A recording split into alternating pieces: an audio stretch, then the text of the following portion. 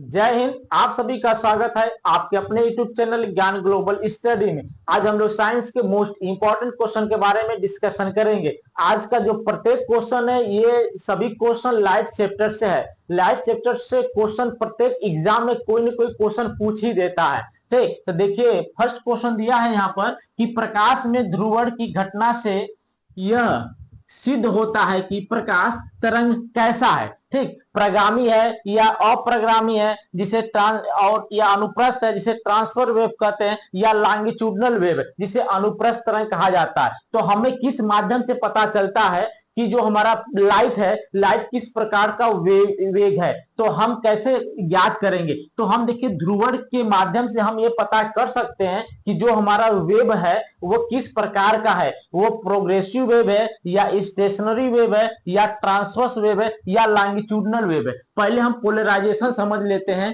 कि पोलराइजेशन क्या होता है। ठीक, पोलराइजेशन एक प्रकार का क्या होता है, जैसे आप क्रिकेट मैच देखे होंगे, उसमें एक एक प्लेयर जो होते हैं वो प्रत्येक प्लेयर एक ग्लास लगाए रहते हैं एक चश्मे के रूप में। ठीक, ग्रीन कलर का होता है। वो क्या होता है कि जब सूर्य का प्रकाश उस पर पड़ता है तो चकाचौंध से बचने के लिए उस पोलराइजेशन ग्लास का यूज करते हैं। ठीक, देखिए जैसे यहाँ पर ये आपका पोलराइजेशन ग्लास हो गया। ठीक, जिसे हम पोलराइजेशन ग्लास इसे कहते हैं। ठीक, ग्लास होता है। अब यहां से जब रेज जाएगा, यहां पर बहुत सारी रेज जाता है, कई ठो रेज जाता है, समझ में आया?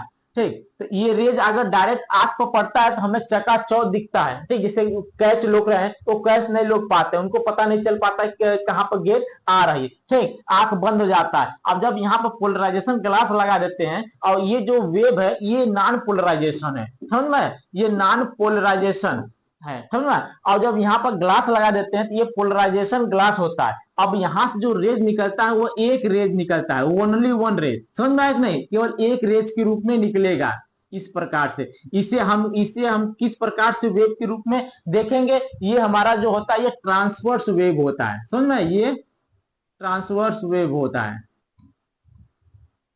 ठीक, ट्रांसवर्स वेव को अनुप्रस्थ तरंग कहते हैं, अनुप्रस्थ वेव कहते हैं। इस प्रकार से हमारा थर्ड क्या ऑप्शन सही है। अब देखिए इन तीनों ऑप्शन के बारे में भी जान जाइए। जो लॉन्गिट्यूडिनल होता है इसमें क्या होता है, विरल और सघन। जिसे साउंड में क्या होता है, ये साउंड में होता है, समझ में? ये साउंड में पाया जाता है।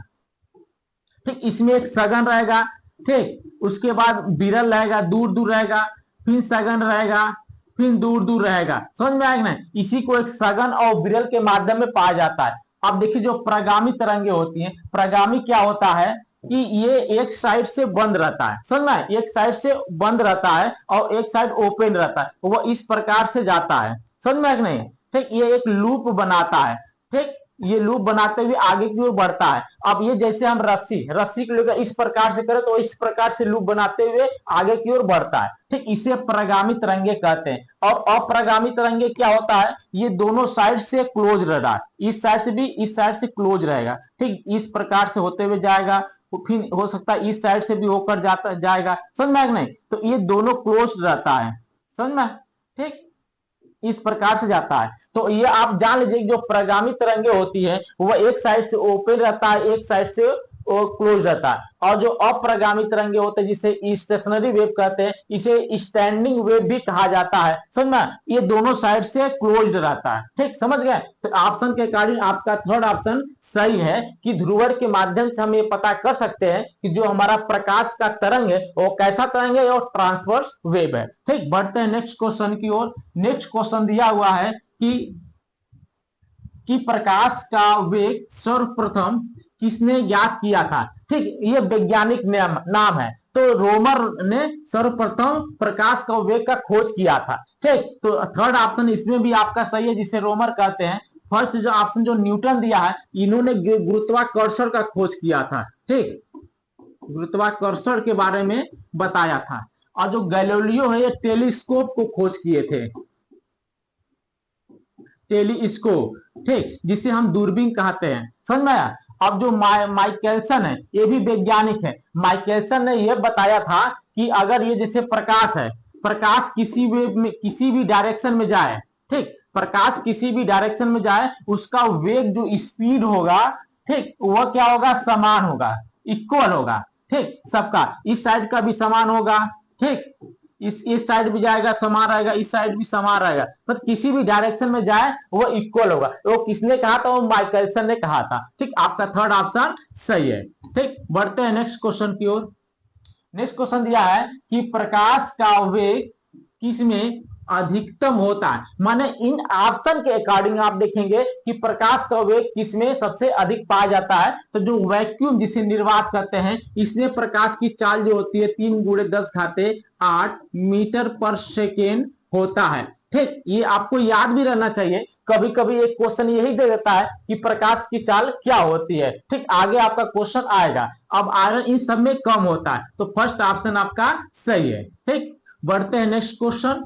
नेक्स्ट क्वेश्चन दिया है कि माध्यम या वायु में तापमान में वृद्धि के साथ प्रकाश की गति पर क्या प्रभाव पड़ेगा। जैसे मान लीजिए ये इन्वायरमेंट है, ठीक, अब इसमें हम ताप बढ़ा देते, मान लीजिए ऑलरेडी इसमें जो तापमान आपका तापमान दिया है वो मान लीजिए कि 27 डिग्री सेल्सियस दिया है, समझना। अब मई जून में गर्मी के समय मान लीजिए तापमान हम बढ़ा दिए 40 डिग्री सेल्सियस हो गया, समझना। तो हमारे जो स्पीड है, किसके स्पीड में, माने लाइट के, ठीक, लाइट की स्पीड में क्या प्रभाव पड़ेगा। तो लाइट की गति में कोई प्रभाव नहीं होगा, जिस वेग से जाएगा उसी वेग से रहता है। ठीक, तो प्रकाश की जो गति होती है वो 3 × 10⁸ मीटर पर सेकेंड होता है, इसी वेग से रहता है। इसका मतलब कहने का तात्पर्य है कि ये आपका टेम्परेचर पर डिपेंड नहीं करता है। ठीक, टेम्परेचर पर डिपेंड नहीं करता है। टेम्परेचर आपका कम रहे या अधिक रहे, जो प्रकाश की चाल होती है वो रहेगी। लेकिन अगर आपको साउंड दे दे,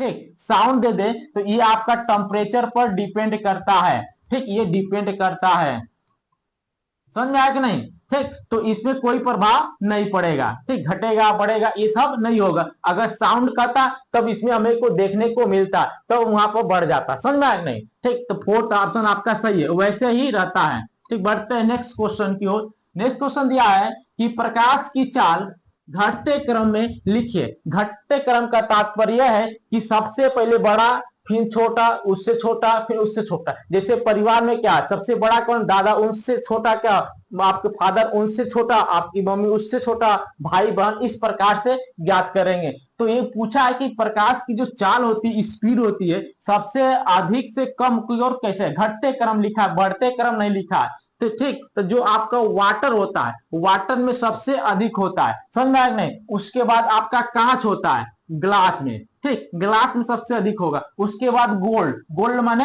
हीरा में। तो आपको ये याद कर लीजिए, WGG।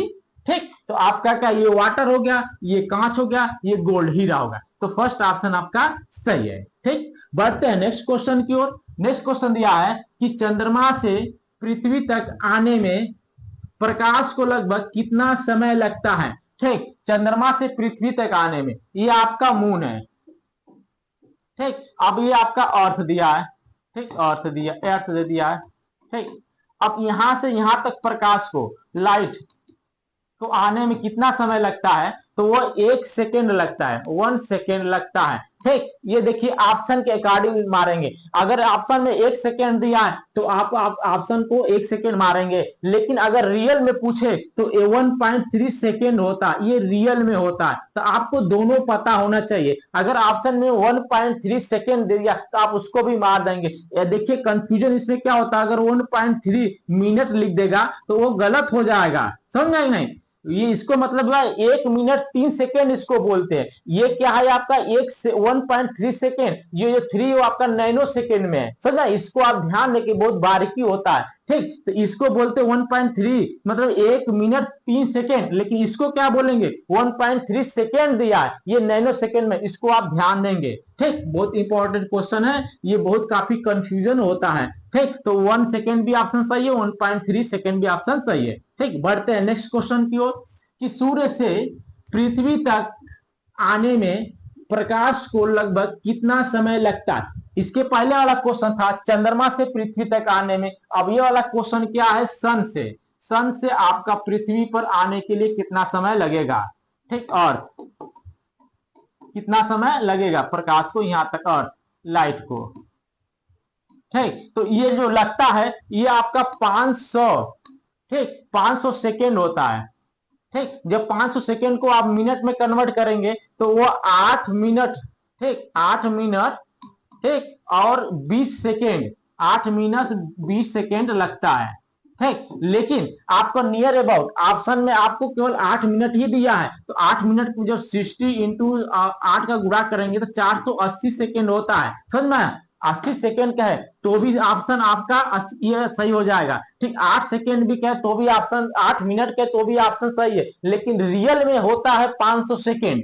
ठीक, रियल में होता है 500 सेकेंड होता है, तो इसे हम लिखेंगे 8 मिनट, ठीक 8 मिनट और 20 सेकेंड, ठीक 20 सेकेंड।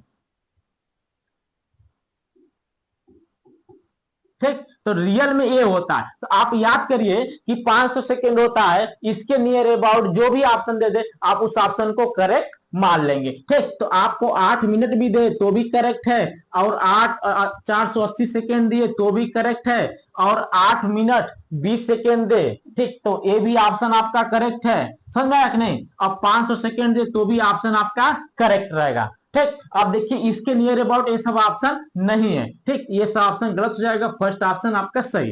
ठीक, बढ़ते हैं नेक्स्ट क्वेश्चन की ओर। नेक्स्ट क्वेश्चन दिया है कि प्रकाश का वेग होता है, ठीक आपका वैक्यूम में हो, जिसे हम निर्वात कहते हैं, वैक्यूम में हो या कहीं पर भी हो, ठीक इसको माध्यम की आवश्यकता नहीं होती, इसको मीडियम की आवश्यकता नहीं होती है।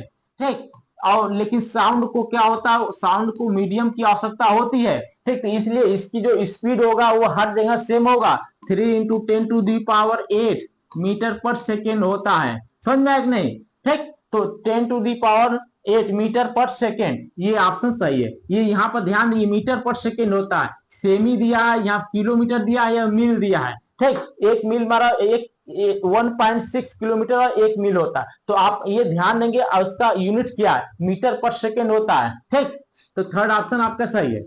बढ़ते हैं नेक्स्ट क्वेश्चन की ओर।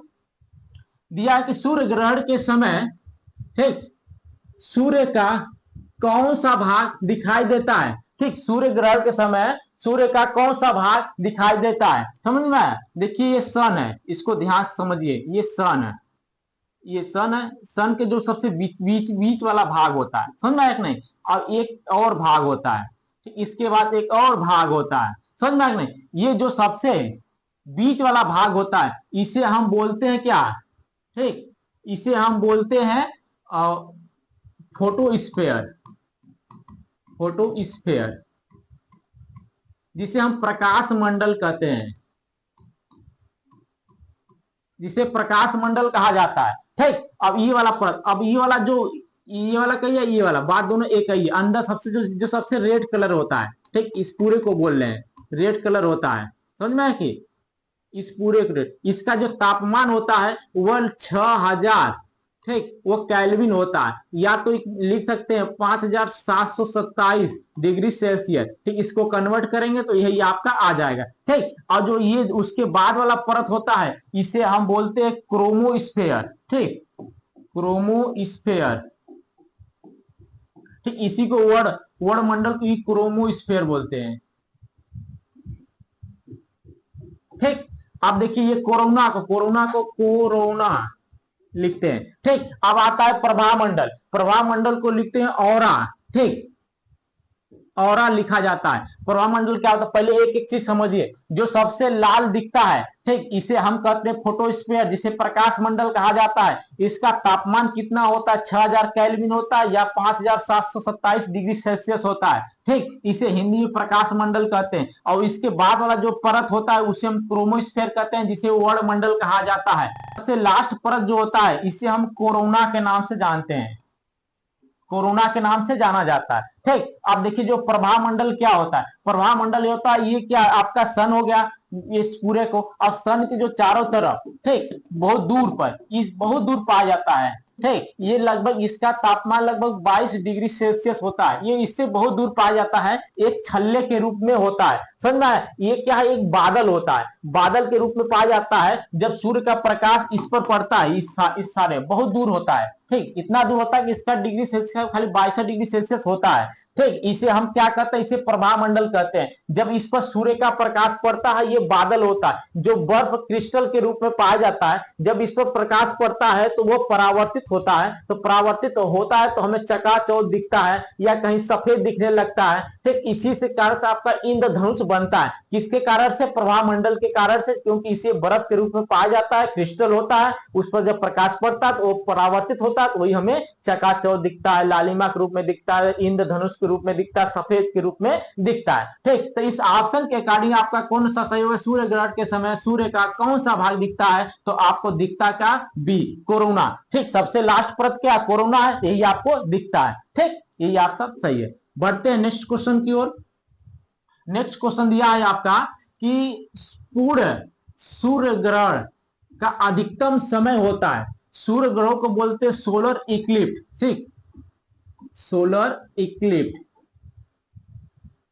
इक्लिप्स बोलते हैं, ठीक। अधिकतम समय होता है या तो 7 मिनट 40 सेकेंड होता है, ठीक। बढ़ते हैं नेक्स्ट क्वेश्चन की ओर। नेक्स्ट क्वेश्चन दिया है कि सूर्य ग्रहण कब लगता है, ठीक। सूर्य ग्रहण कब लगता है? जब देखिए यहां पर सन हो गया, सन तो आपका फिक्स रहेगा, ये तो आपको इधर उधर होता नहीं है, आपका मूव आपका पृथ्वी चंद्रमा होता है, ठीक। जब चंद्रमा बीच में आ जाए, समझ में, जब चंद्रमा बीच में आ जाएगा, यहाँ पर पृथ्वी है, ठीक, अर्थ है, अब बीच में आपका चंद्रमा आ जाए, ये बड़ा रहेगा, ठीक, ये बड़ा रहेगा, इसे सन बोलते हैं, सन रहेगा। अब बीच में आपका मून आ जाए, चंद्रमा आ जाए, तो आपका क्या होगा? सूर्य ग्रहण लगता है, समझ में आएगा? उसमें सूर्य ग्रहण लगता है, ठीक। तो बीच में क्या आ जाएगा? चंद्रमा, तो बीच में चंद्रमा आ जाए, सूर्य ग्रहण। अगर यही बीच में ये पृथ्वी आ जाए ऊपर, मून नीचे आ जाए, तो आपका सूर्य चंद्र ग्रहण लगेगा, समझ में आएगा नहीं?